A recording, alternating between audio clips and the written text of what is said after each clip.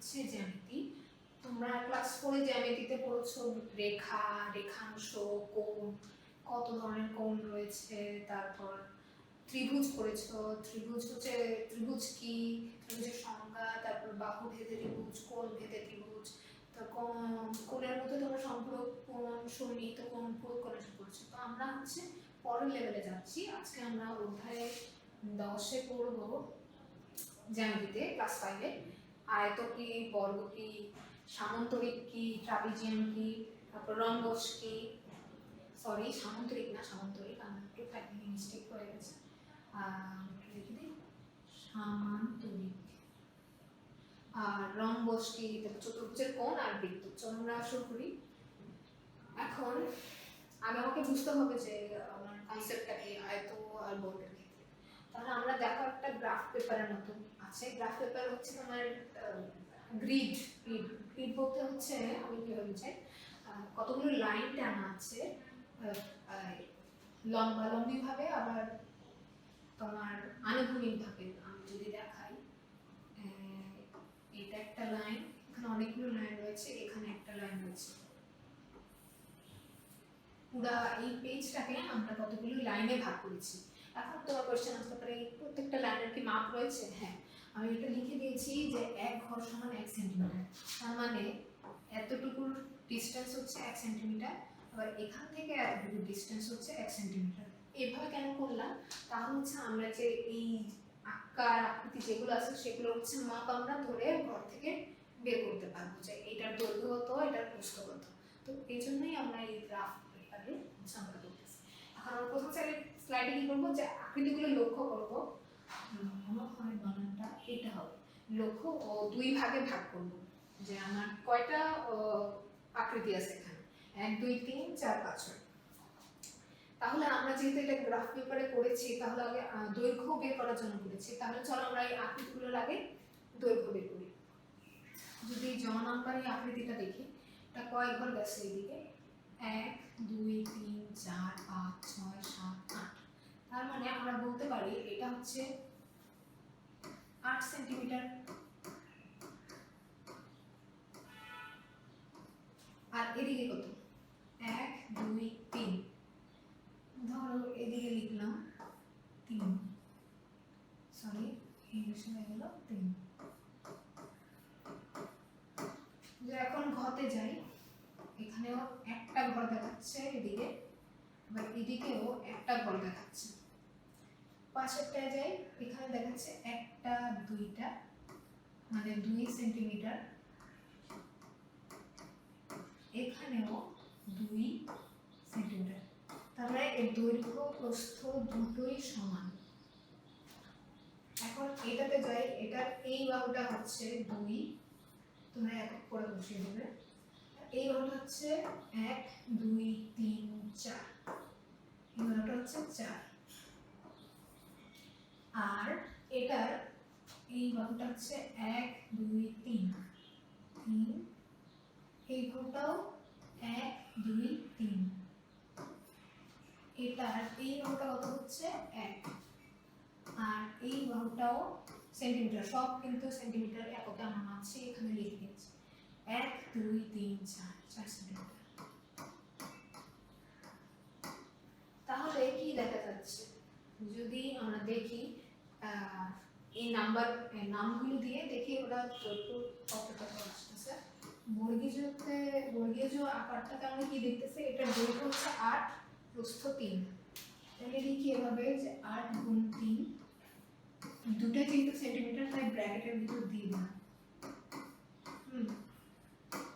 যতে এটা হলো 8 গুণ 3, ছতে কি দেখা যাচ্ছে 4 গুণ 1। তাহলে ছতে দেখলাম 4 গুণ 1। আর চতে কি দেখলাম 4 গুণ 2, চ হচ্ছে 4 গুণ 2 সেন্টিমিটার। আবার বাকি কয়টা রয়েছে, 3টা। গ গ কিন্তু 3 গুণ 3 লিখে ফেলি। গ তোমাদের লিখতে হবে না, আমরা বোঝানোর জন্য বলতেছি, চাইলে লিখতে পারো 3 গুণ 3। আর ম আর ঘ, ম হচ্ছে 2 গুণ 2, ঘ হচ্ছে 1 গুণ 1। ম হচ্ছে 2 গুণ 2, ঘ হচ্ছে 1 গুণ 1। তাহলে আমরা লক্ষ্য করতে পারতেছি যে আকার, এই আকৃতিগুলোর মধ্যে দুই ধরনের বৈশিষ্ট্য দেখা যাচ্ছে। যেটা হচ্ছে, যদি ধরো এটা কথা ধরি, এরকম আরো দুটো রয়েছে, এর দৈর্ঘ্যটা একরকম, প্রস্থটা আবার দৈর্ঘ্যের চেয়ে কম। আরেকটা কি টাইপ দেখতেছি, এর দৈর্ঘ্য যতটুকু এর প্রস্থ ততটুকু। আচ্ছা, এটা বুঝে গেল দুই ধরনের বৈশিষ্ট্য হলো আকৃতি আমরা দেখতেছি। তাহলে আমরা পরের স্লাইডে দেখি, আমরা দুই ভাগে ভাগ করছি। তাহলে যদি আমরা ক গ ঘ কে আমরা ক দলে নিলাম, আর খ দলে নিলাম বর্গীয় জ চ ছ।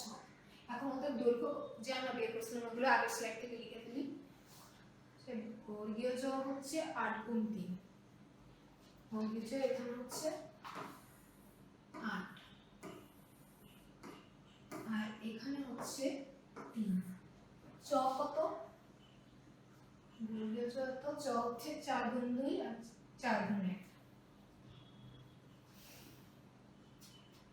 4, এটা হচ্ছে 4, এখানে 2, আর এটা হচ্ছে 1, এটা হচ্ছে 4।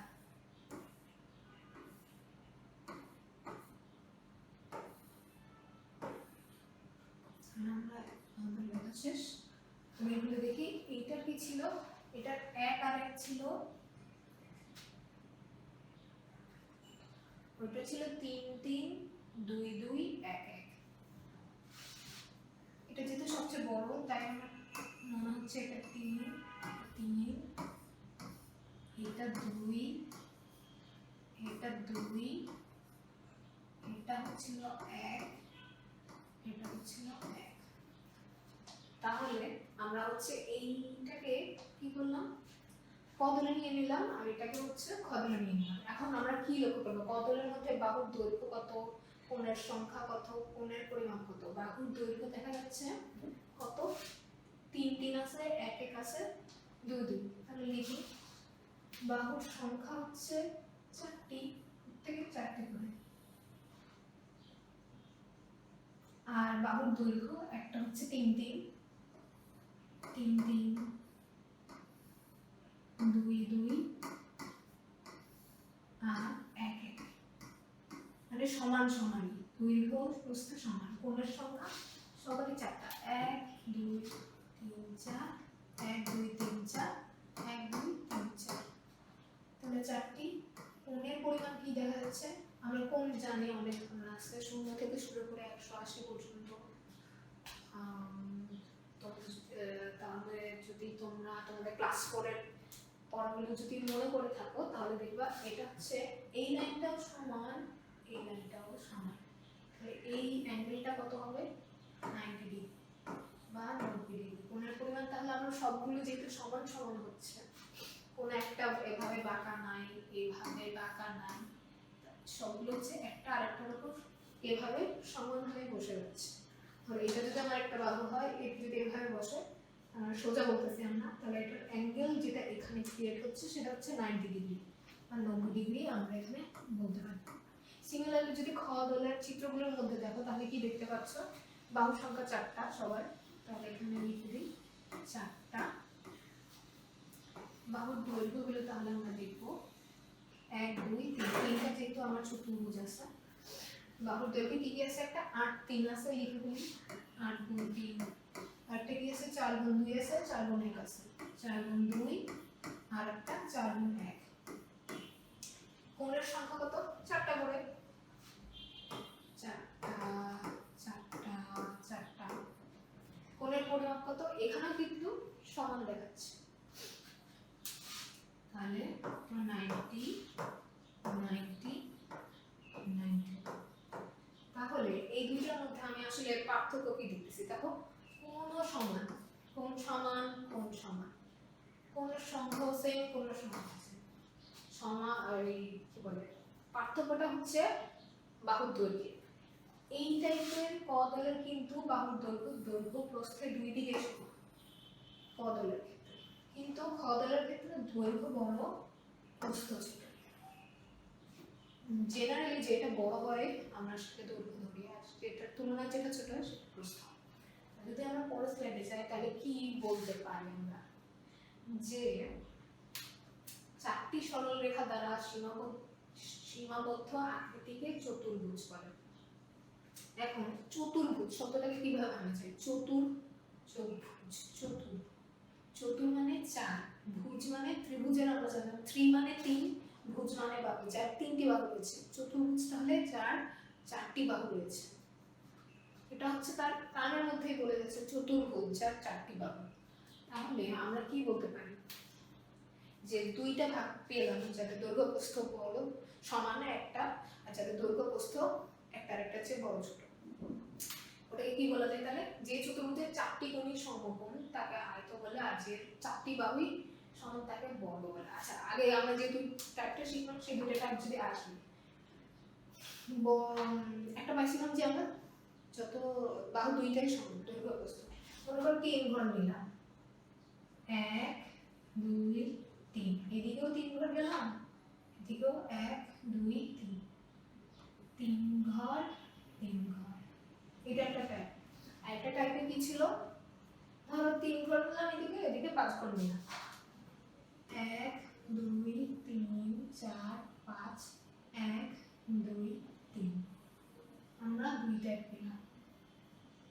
তো এসব থেকে এই কনক্লুশনে আমরা আসতে পারি যে যার চারটি বাহুর দৈর্ঘ্যই সমান তাকে আমরা কি বলতেছি? বর্গ। যার পরস্পর সমান, এখানেও তিন, এখানে তিন, এখানে এখানে। এখন লক্ষ্য করো যার বিপরীত বাহুর দৈর্ঘ্যগুলো সমান, এইটা সমান কিন্তু এইটা।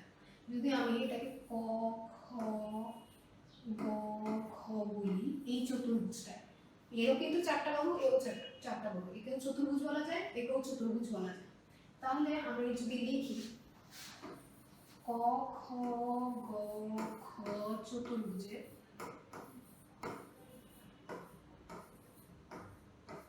কি, যদি বাহুগুলোর দৈর্ঘ্য যদি লিখি ক খ বাহুর দৈর্ঘ্য কত?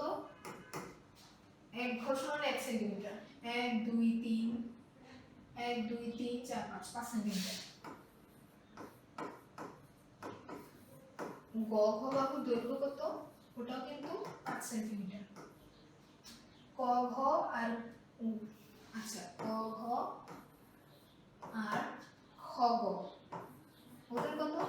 যদি আমরা ধরি 1 2 3 3 সেন্টিমিটার।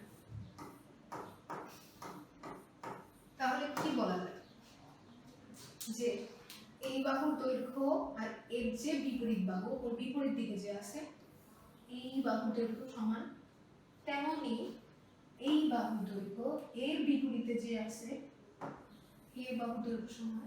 তাহলে এই চতুর্ভুজের ক্ষেত্রে আমরা বলতে পারি যে এর বিপরীত বাহুর দৈর্ঘ্যগুলো সমান। তাহলে এই চতুর্ভুজটার নাম কি হবে? যার বা যেই চতুর্ভুজের বিপরীত বাহুর দৈর্ঘ্যগুলো সমান তাকে বলবে আয়তক্ষেত্র, আর যার সবগুলো বাহুর দৈর্ঘ্য পরস্পর সমান তাকে কি বলবে? বর্গ।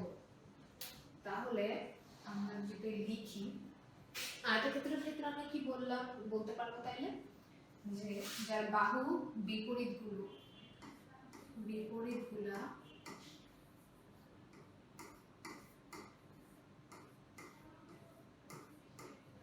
পরস্পর মানে একে অপরের পরস্পর সমান ও সমান্তরাল। সমান্তরাল জিনিসটা কি তোমাদের জানা আছে? যদি জানা না থাকে বা যদিও জেনেও থাকো, তাহলে আবার একটু আমরা দেখি সমান্তরাল জিনিসটা কি। মানে এই বাহুটাকে যদি তুমি টানতে টানতে যত বোর্ডের ওই পারে দেয়ালে গিয়েও আটকাও, সাথে সাথে যদি এইটাকেও টানতে থাকে, এরা যদি কখনো না মিলে থাকে, না মিলার চান্স থাকে, তখন তাদের হচ্ছে সমান্তরাল বলে। মানে ওরা পাশাপাশি চলতেই থাকে, কোনোদিন মিলার কোনো চান্স নেই। সিমিলারলি কোনটা সমান্তরাল না, মনে করো এইটা একটা বাহু আছে, এইটা একটা বাহু আছে, তো এটা হচ্ছে কোনো যেতে যেতে রেখা বলা যায়, রেখা তো অসীম, যেতে যেতে কোনো না কোনো সময় এরা একজন আরেকজনের পথ অতিক্রম করবে, মানে একটা জায়গায় ওরা মিলে যাবে, তাহলে এদেরকে সমান্তরাল বলা যাবে না। তো এটা হচ্ছে আমার আয়তক্ষেত্র। তো আয়তক্ষেত্রের ক্ষেত্রে বাহুর ক্ষেত্রে আমি কি বলতে পারবো, বিপরীত বাহুগুলো পরস্পর সমান ও সমান্তরাল। আর কোণগুলোর ক্ষেত্রে কি বলতে পারবো, সবগুলো কোণ সমকোণ, মানে সবগুলো সোজা, সবগুলো বাহু সোজা একটা আরেকটার উপর, এটা 90 ডিগ্রি, এটা 90 ডিগ্রি, এটা 90 ডিগ্রি, এটা 90 ডিগ্রি, তাহলে লিখবো আমরা সবগুলো কোণ সমকোণ, সবগুলো কোণ সমকোণ। যেমন তাহলে বর্গক্ষেত্রের ক্ষেত্রে আমরা কি লিখবো, বর্গক্ষেত্রে কি দেখতেছি আমরা যে প্রত্যেকগুলো বাহু সমান, প্রত্যেকটা বাহু পরস্পর সমান, পরস্পর কথাটা খুবই ইম্পর্টেন্ট, মানে একে অপরের সমান, এটা সমান এটা, এটা সমান এটা, এটা সমান এটা, তাহলে লিখবো প্রত্যেক বাহু পরস্পর সমান, প্রত্যেক বাহু পরস্পর সমান ও সমান্তরাল, সমান্তরালও লিখতে হবে, সমান ও সমান্তরাল,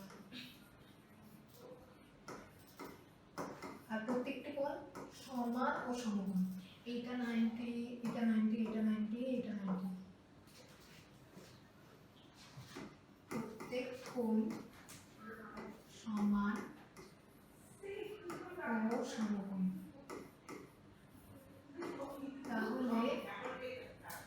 তাহলে কি বলা যায়, ঠিক আছে, তাহলে আমরা কি ক্লিয়ার হয়ে গেছি কোনটা আয়তক্ষেত্র আর কোনটা হচ্ছে বর্গক্ষেত্র, বা আয়ত বা বর্গ কোনটা। আর চলো পরের স্লাইডে যাই। তাহলে এখানে এখন আমরা দেখব কিভাবে হচ্ছে কম্পাস স্কেলের সাহায্যে তুমি কিভাবে আয়তক্ষেত্র বা বর্গক্ষেত্র আঁকবে। তো এটা প্রথম আমরা স্কেলের সঙ্গে পরিচিত, স্কেল বা রুলার যাই বলো, স্কেলের মাধ্যমে তুমি হচ্ছে প্রথমে 5 সেন্টিমিটার নিবে, স্কেলের সাহায্যে 5 সেন্টিমিটার দৈর্ঘ্য ইয়ে করবা, 5 সেন্টিমিটার নিয়ে যেহেতু বক্সের যে ত্রিকোণী সেট বা চাঁদা আছে, চাঁদা দিয়ে তুমি হচ্ছে বসাবা।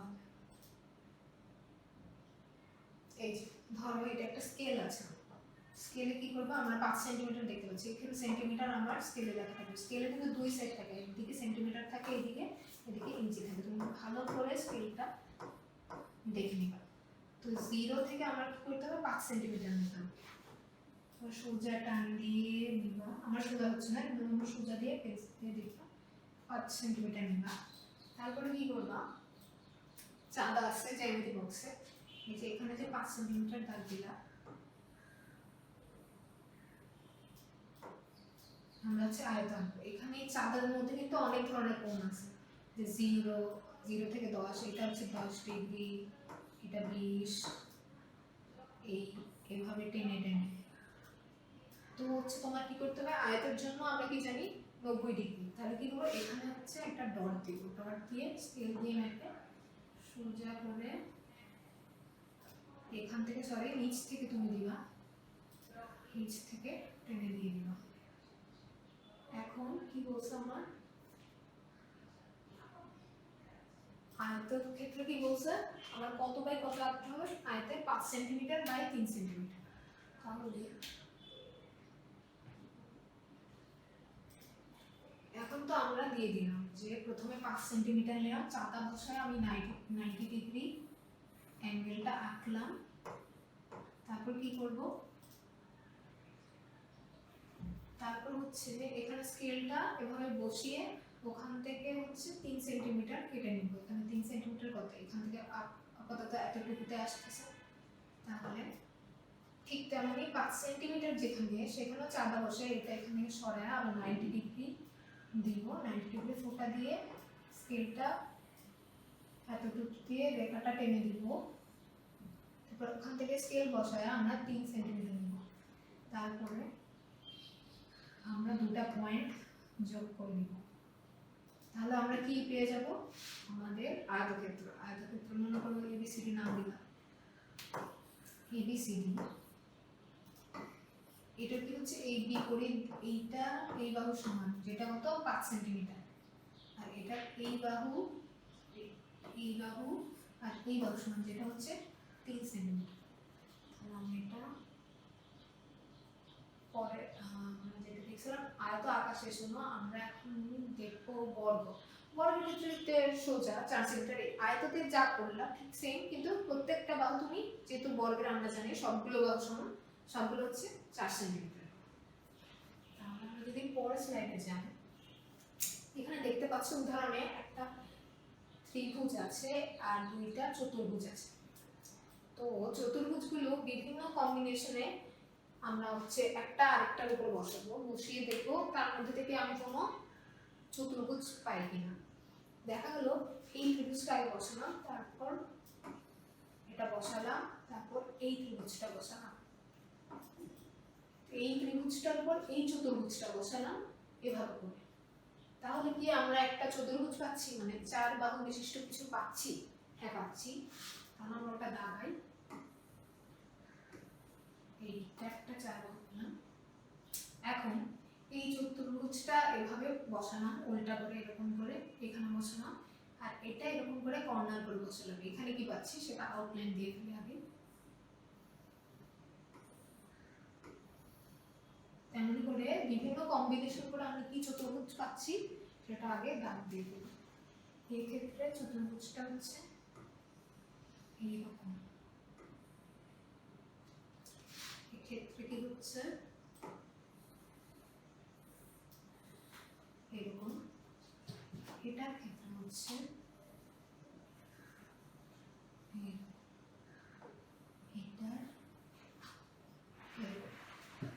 তাহলে দেখা যাচ্ছে আমি ছয়টা চতুর্ভুজ পাচ্ছি একটা আরেকটার উপর বসে। তাহলে আমরা যে ছকটা দেখি যে সমান্তরাল বাহু, আমরা তাহলে এই চিত্রটা যদি দেখি এখানে কয়টা সমান্তরাল বাহু পাচ্ছি, এইটা আর এটা সমান্তরাল, কারণ এরা যদি এদেরকে বাড়ায় ওরা কখনো কোনো বিন্দুতে মিলিত হবে। কিন্তু এই বাহুটা আর এই বাহুটা দেখো এখানেই কিন্তু মিলে যাচ্ছে, তার মানে এখানে কত এক জোড়া সমান্তরাল বাহু। তাহলে এই ছকে আমরা কি লিখবো, শুধু এক জোড়া বাহু সমান্তরাল হচ্ছে ক চতুর্ভুজে। আর এখানে কি, এখানে কিন্তু কেউ সমান্তরাল না, সরি দুইটাই সমান্তরাল, কারণ একে মিলাইলে কোথাও গিয়ে মিলবে না বিন্দুতে, একেও মিলাবে না। তাহলে এর কি 2 জোড়া বাহু সমান্তরাল। তাহলে আমরা এখানে লিখবো খ। এর ক্ষেত্রে এ তো মিলেই যাচ্ছে, দেখা যাচ্ছে গ এর তাহলে এক জোড়া বাহু সমান্তরাল, দিয়ে লিখলাম গ। এর ক্ষয়ের মতো সেম কাহিনী, তাহলে ঘ হবে কোথায় 2 জোড়া বাহু সমান্তরাল। এখন ওর ক্ষেত্রে এরও মিলার চান্স নেই, এ তাহলে 2 জোড়া বাহু পরস্পর সমান্তরাল, ও হবে এখানে। আর জয় কি হচ্ছে, জয়েরও দেখো এটা যদি মিলবে কোথাও, মিলবে না, কেউ মিলতেছে না। এ কি মিলবে, হ্যাঁ এ মিলে যাচ্ছে, কারণ একে যদি আমি এমনি বাড়াই, একে যদি এর বাহুর ডিরেকশন বাড়াই তাহলে মিলে যাচ্ছে। তাহলে এক জোড়া বাহু এর সমান্তরাল। তাহলে ছ হবে তোমার এখানে। তাহলে এভাবে একটা আরেকটার উপর বসিয়ে আমরা আরো 2 ধরনের চতুর্ভুজ পেলাম, যাদের হচ্ছে শুধু এক জোড়া বাহু পরস্পর সমান্তরাল, আর যাদের হচ্ছে 2 জোড়া বাহুই সমান্তরাল, মানে 4টা বাহু সমান্তরাল, আর একটা হচ্ছে শুধু 2টা বাহু সমান্তরাল। তাহলে আমাদের পরের স্লাইডে যাই। তাহলে ওরা কি করেছে, যেগুলো এক জোড়া সমান্তরাল একসাথে নিয়েছে, আর যেগুলো 2 জোড়া সমান্তরাল সেগুলো আরেকভাবে নিয়েছে। তো এখান থেকে আমরা আরো 2 টাইপের চতুর্ভুজ পাই। আগে কি বলছি, আয়তক্ষেত্র আর হচ্ছে বর্গক্ষেত্র। এখন আরো 2 ধরনের নতুন চতুর্ভুজ, সেটা হচ্ছে ট্রাপিজিয়াম আর সামান্তরিক। তো ট্রাপিজিয়াম কাকে বলে, সামান্তরিক কাকে বলে, এখন আমরা দেখব। ট্রাপিজিয়াম হচ্ছে যে চতুর্ভুজের এক জোড়া বাহু, শুধুমাত্র এক জোড়া বাহু সমান্তরাল, তাদেরকে ট্রাপিজিয়াম বলে। আর তাহলে আমরা উদাহরণ যদি দেখি, দেখো এই কজ নামের যে চতুর্ভুজটা আছে ওর কিন্তু শুধু সমান্তরাল এটা এটা, এর যদি দেখি এর সমান্তরাল হচ্ছে এটা আর এটা। চয়ের ক্ষেত্রে সমান্তরাল হচ্ছে এটা আর এটা। তাহলে ক গ চ হচ্ছে আমার ট্রাপিজিয়াম। ক গ চ। আর যা দুই জোড়া বাহুই সমান্তরাল তাকে বলে সামান্তরিক। এটা দেখা যাচ্ছে যে আমার এর চারটা বাহুই সমান্তরাল, তাহলে আর এর চারটা বাহু সমান্তরাল, এর চারটা বাহু সমান্তরাল। তাহলে আমরা এখন দেখলাম যে ট্রাপিজিয়াম ও সামান্তরিক কি বলে। আমরা নতুন দু ধরনের চতুর্ভুজ দেখলাম। এখন চলো আমরা গ্রাফের মধ্যে ট্রাপিজিয়ামটা আঁকি। ট্রাপিজিয়াম আর সামান্তরিকের উদাহরণ আঁকি। ট্রাপিজিয়ামের যদি একটা উদাহরণ আছে, মনে করো 4 ঘর বা 5 ঘর নিলাম গ্রাফের, 1 2 3 4 5।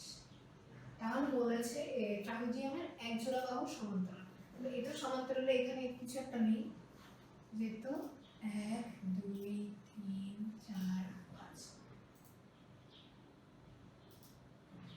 এখন যদি এই বাহু কানেক্ট করি আর ধরো এই বাহু কানেক্ট করি, তাহলে কি হয়ে যাচ্ছে? দেখা যাচ্ছে আমার এই বাহু আর এই বাহু সমান্তরাল, কিন্তু এটা এটা এখানে গিয়ে কোথাও মিলে যাচ্ছে। তার মানে এটা হচ্ছে আমার trapezium. A B C D.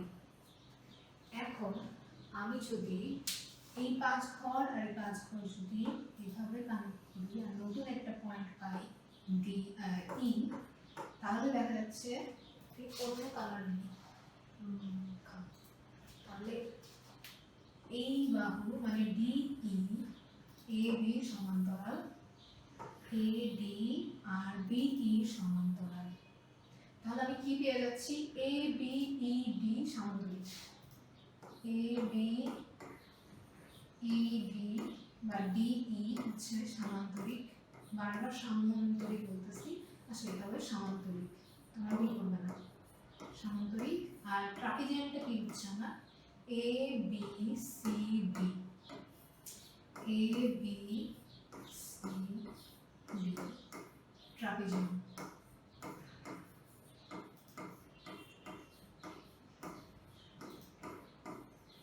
আচ্ছা, চলো আমরা পরের স্লাইডে যাই। যে আমার উদাহরণের একটা গ্রাফ নিয়ে আমরা যদি দেখি যে নিচের আকৃতিগুলো থেকে কোনটা ট্রাপিজিয়াম কোনটা সামান্তরিক সেটা খুঁজে বের করো। আর আকৃতিটি ট্রাপিজিয়াম বা সামান্তরিক কেন তার ব্যাখ্যাটা এই ছকে দেখো। যদি আমরা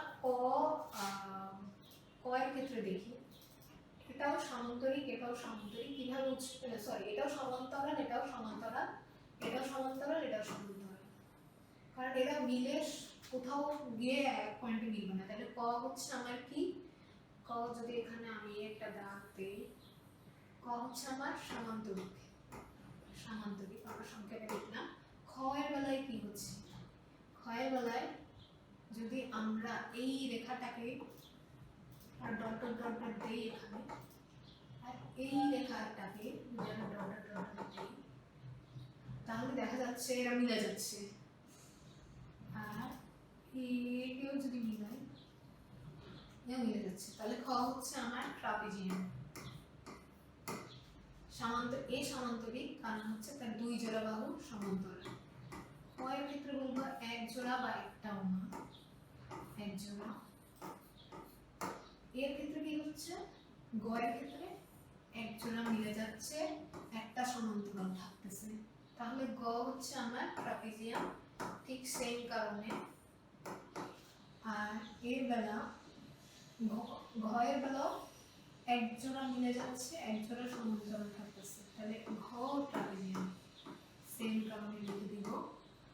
আর ওর বেলা যদি বাড়াতেই থাকি কোথাও মিলতেছে না, তাহলে ও হচ্ছে আমার সামান্তরিক। লিখবো যে 2 জোড়া বাহু। আর চয়ের বেলা যদি এই বাহুটা আমরা বাড়াইতে থাকি তাহলে এর বাহুটা বাড়াইতে থাকি, তাহলে এক জায়গায় মিলে যাচ্ছে। তাহলে চ হচ্ছে আমার ট্রাপিজিয়াম, অনেক এক জোড়া বাহু সমান্তরাল।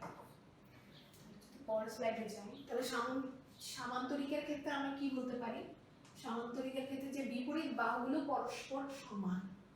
যদি একটা উদাহরণ দেখি, মনে করো এটা একটা এ বি সি ডি সামান্তরিক, কি বিপরীত বাহুগুলো পরস্পর সমান। কারণ আমরা দেখতেই পাচ্ছি এইখানে এবি বাহুটা কত, 1 2 3 4 4 সেন্টিমিটার, সিডি বাহুটা 1 2 3 4 4 সেন্টিমিটার। তাহলে আমরা যদি এইটাকে বর্ণনা করি, লিখি এবিসিডি সামান্তরিকে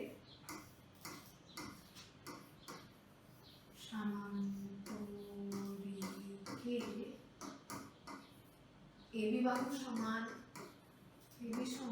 সিডি বাহু সমান 1 2 3 4 4 সেন্টিমিটার।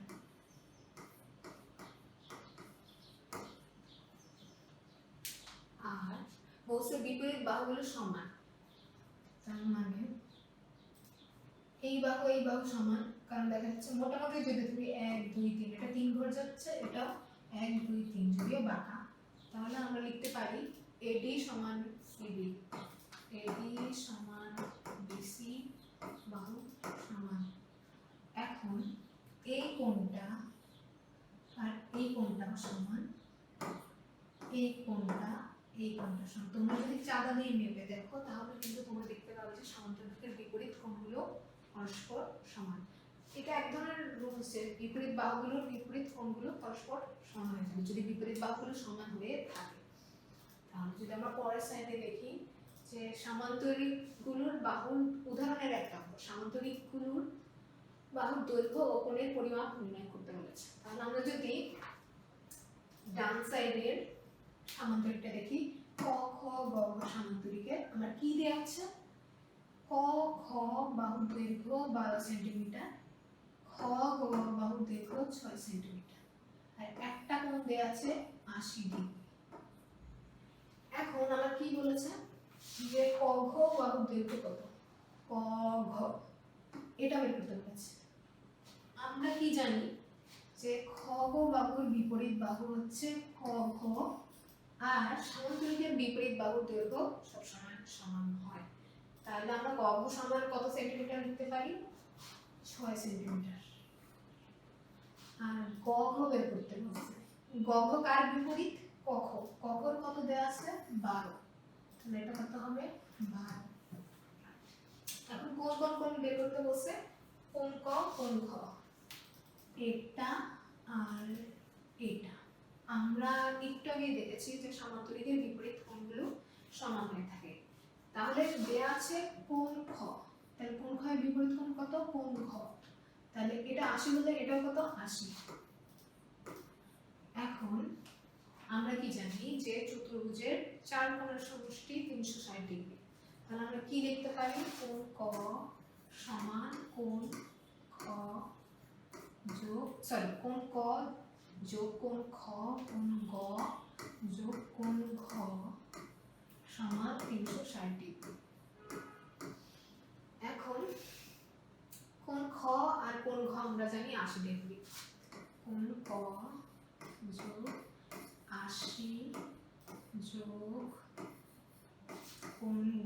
কোণ গকে আমরা কি লিখতে পারি, কোণ ক লিখতে পারি, কারণ দুইটা বিপরীত কোণ সমান হবে সামান্তরিকের নিয়ম অনুযায়ী। তাহলে কোণ গ সমান কোণ ক, আর কোণ ঘ তো 80 আমরা জানি, 80 সমান 360 ডিগ্রি। আর 80 80 যোগ করলে কত হয়, 8 দুগুণে 16 160, ক আর ক যোগ করলে কত হয়, কোণ 2 ক। এখানে হয়েছিল আমার যোগ 160 আর এখানে 360, তাহলে 2 ক, এটা ওদিকে চলে যাবে 360 বিয়োগ 160 কত হয়, 0 থেকে 0 বাদ দিলে 0, 6 থেকে 6 বাদ 0, 3 থেকে 1 গেলে 2, মানে 200, মানে 2 ক সমান 200। সুতরাং 1 ক সমান 200, এটা যেহেতু গুণের সম্পর্ক আছে, তাহলে 200 ভাগ হলো কত 2, মানে 100 ডিগ্রি। মানে কোণ ক সমান আমরা কত পাবো 100 ডিগ্রি। তেমনি যদি তুমি এভাবে করো তাহলে তুমি এই পরের অঙ্কটাও ইজিলি বের করে ফেলতে পারবে। তো চলো আমরা পরের স্লাইডে যাই। যে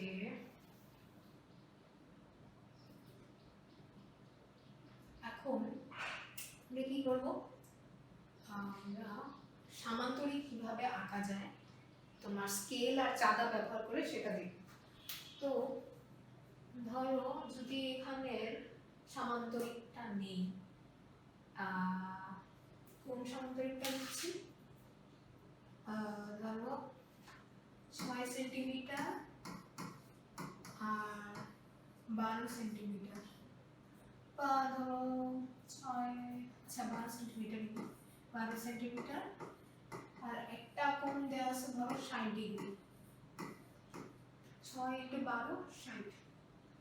আচ্ছা কোন সমান্তরে আঁকবো 6 × 12 সেন্টিমিটারের, আর একটা অ্যাঙ্গেল দেওয়া আছে 60 ডিগ্রি। তো কিভাবে আমি এই সামান্তরিকটা স্কেল আর চাঁদা দিয়ে আঁকবো?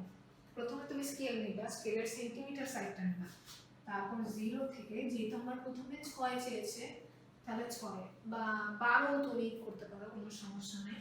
ধরো আমরা প্রথমে 12 করব, তাহলে 12 নিলাম, তাহলে সুন্দর মতো পেন্সিল দিয়ে চিকন করে পেন্সিলটা, তারপর 12 সেন্টিমিটার টানবা, ঠিক আছে। এখন হচ্ছে কি করব, আমার অ্যাঙ্গেলটা লাগবে, তাহলে চাঁদা নিই, চাঁদা নিয়ে আগে 12 সেন্টিমিটারটা নেই, যে 0 থেকে 12 পেন্সিল দিয়ে নিব, আগে হচ্ছে 0 তে ডট দিয়ে আর 12 তে ডট দিয়ে তারপর পেন্সিল দিয়ে সুন্দর মতো টেনে দিব। এখন আমার অ্যাঙ্গেল লাগবে, অ্যাঙ্গেল কত আমার 60 ডিগ্রি। এখন চাঁদাটার এই পয়েন্টটা আমি 0 তে সুন্দর মতো বসিয়ে আমার কত 60 ডিগ্রি, 60 কোথায় আছে, 60 কোথায় আছে, এই যে 60। তাহলে 60 এর এই দাগ বরাবর একটা পয়েন্ট নিই, পেন্সিল দিয়ে ফোঁটা দিই, ফোঁটা দিয়ে তারপর সুন্দর মতো চাঁদাটা সরিয়ে তারপর স্কেল ধরে পেন্সিল দিয়ে 0 পয়েন্ট আর এই পয়েন্টটা এইভাবে টেনে দিই। এখন চাইলে আমি এটা আরো বড় করে দিতে পারি, সমস্যা নেই। তারপর আমার কি করতে হবে, একটা বাহু তো আমার 12 সেন্টিমিটার দেওয়া আছে, আরেকটা কি দেওয়া আছে 6 সেন্টিমিটার। তাহলে আগে আমি নিয়ে নিই, আগের আঁকাটা এঁকে নিই, 12 সেন্টিমিটার নিই,